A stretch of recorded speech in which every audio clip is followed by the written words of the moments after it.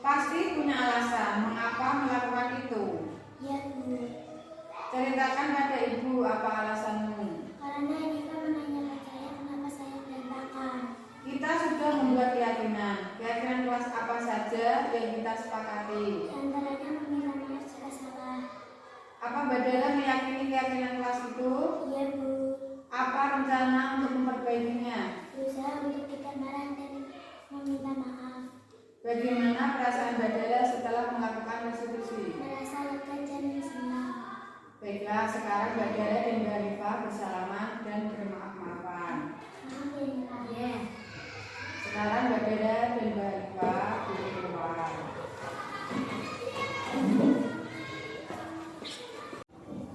Assalamualaikum warahmatullahi wabarakatuh. Perkenalkan, nama saya Darian. Setelah melakukan restitusi bersama ibu guru, saya merasa senang dan harus bersabar. Tidak boleh marah-marah. Terima kasih. Assalamualaikum warahmatullahi wabarakatuh. Assalamualaikum warahmatullahi wabarakatuh.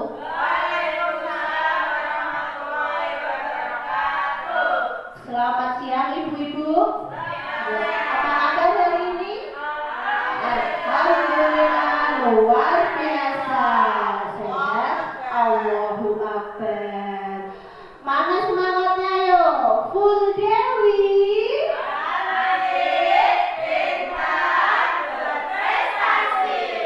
Ya, terima kasih.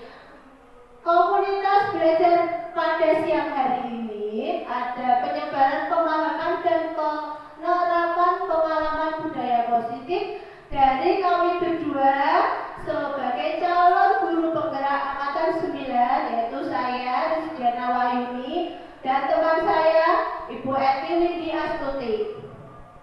Ya, konsep inti budaya positif ada 7. Perubahan paradigma belajar, disiplin positif, motivasi perilaku manusia, kebutuhan dasar manusia, posisi kontrol restitusi, keyakinan kelas, dan segitiga restitusi. Nanti akan terbagi menjadi 2 ya, saya dan Bu Eti. Pembelajaran dengan paradigma. Pembelajaran dengan paradigma baru merupakan pembelajaran yang dirancang berdasarkan prinsip pembelajaran berdiferensiasi, sehingga para peserta didik belajar sesuai kebutuhannya, berdasarkan tahap perkembangan sesuai teori psikologi modern untuk mewujudkan profil pelajar Pancasila.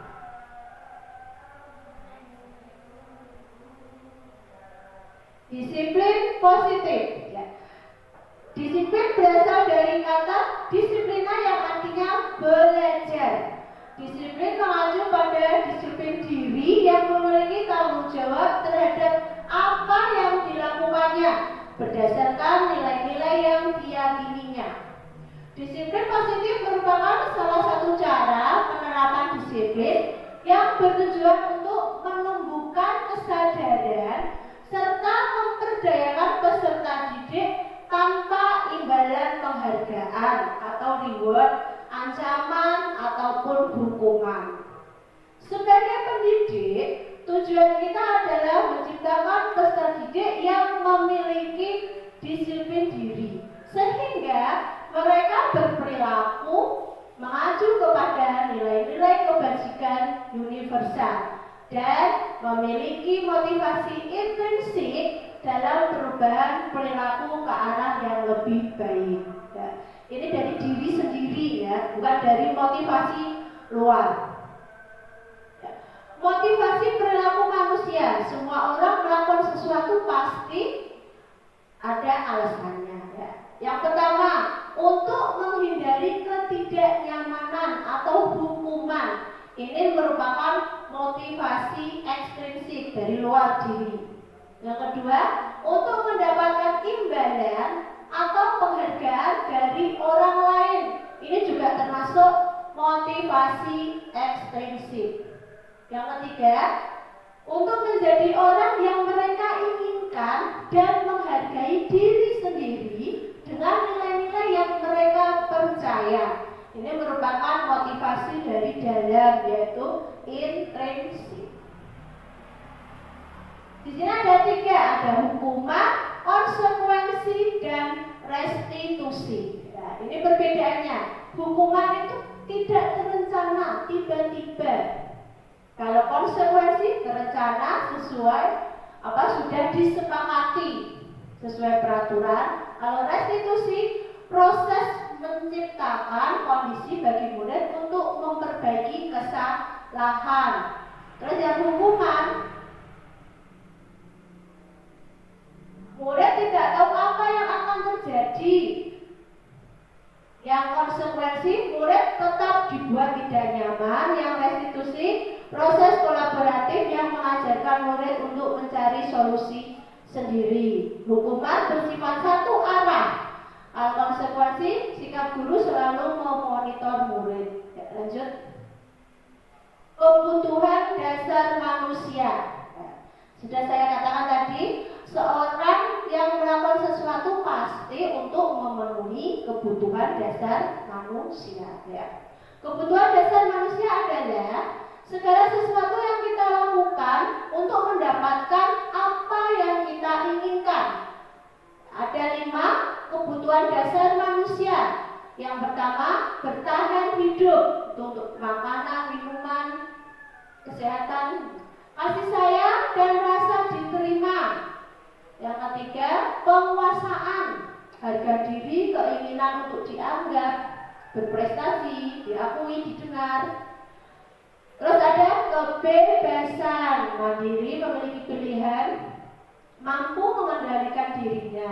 Yang terakhir, kesenangan, bermain, humor, antusiasme, dan tertawa.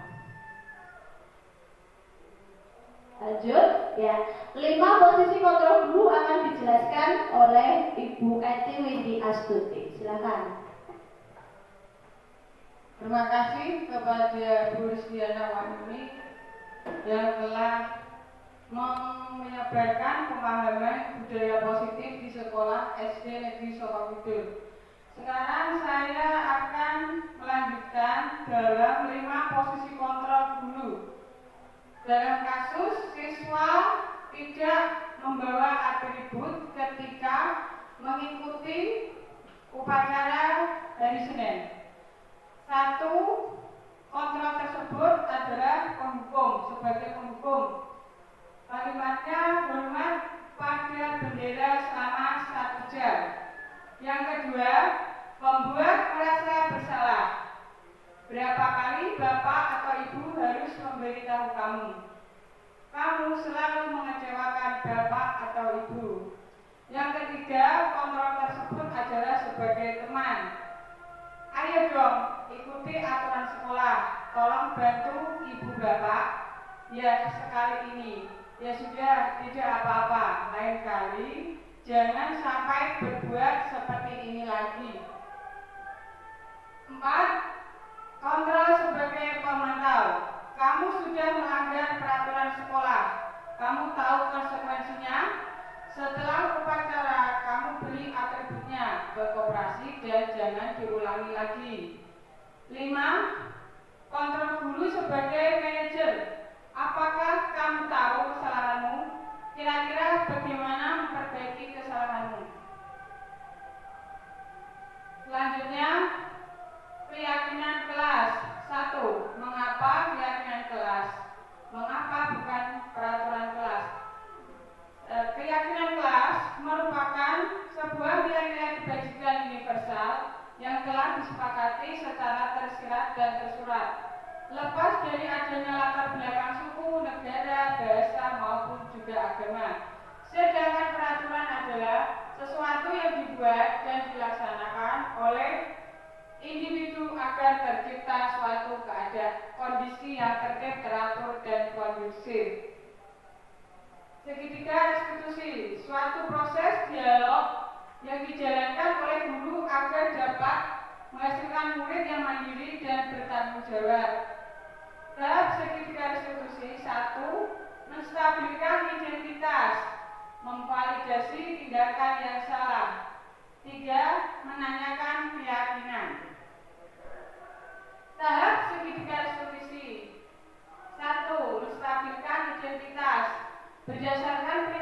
membuat kesalahan adalah bagian dari proses pembelajaran.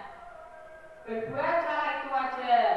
Yang kedua, tidak ada manusia yang sempurna. Yang ketiga, ibu bapak juga pernah melakukan itu. Yang keempat, ibu atau bapak tidak mau mencari siapa yang salah, tapi ibu bapak ingin mencari solusi dari permasalahan ini. Kamu berhak merasa begitu. Yang kedua, validasi tindakan yang salah. Berdasarkan prinsip setiap perilaku berupaya memenuhi suatu kebutuhan tertentu. Kamu pasti punya alasan mengapa melakukan itu. Padahal kamu bisa melakukan yang lebih buruk dari ini ya. Kamu patut bangga karena telah melindungi sesuatu yang penting buatmu. Kamu melakukannya karena mempertahankan sesuatu yang penting bagimu. Yang ketiga, meyakinkan keyakinan. Berdasarkan prinsip teori kontrol bahwa pada dasarnya kita termotivasi secara intrinsik. Intrinsik itu dari dalam. Apa keyakinan kelas kita, nilai-nilai apa yang telah disepakati bersama. Seperti apa gambaran sebuah kelas yang ideal menurut kamu? Kamu ingin menjadi orang yang seperti apa?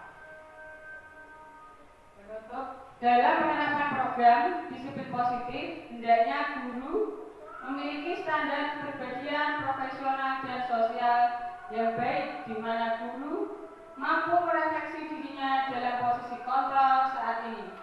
Bagaimana perjalanan dirinya sebagai among atau manajer yang menuntut murid-muridnya menjadi insan yang mandiri, yang merdeka dan bertanggung jawab. Huruf K, Standar Nasional Pendidikan. Huruf tutup. Terima kasih. Wassalamualaikum warahmatullahi wabarakatuh.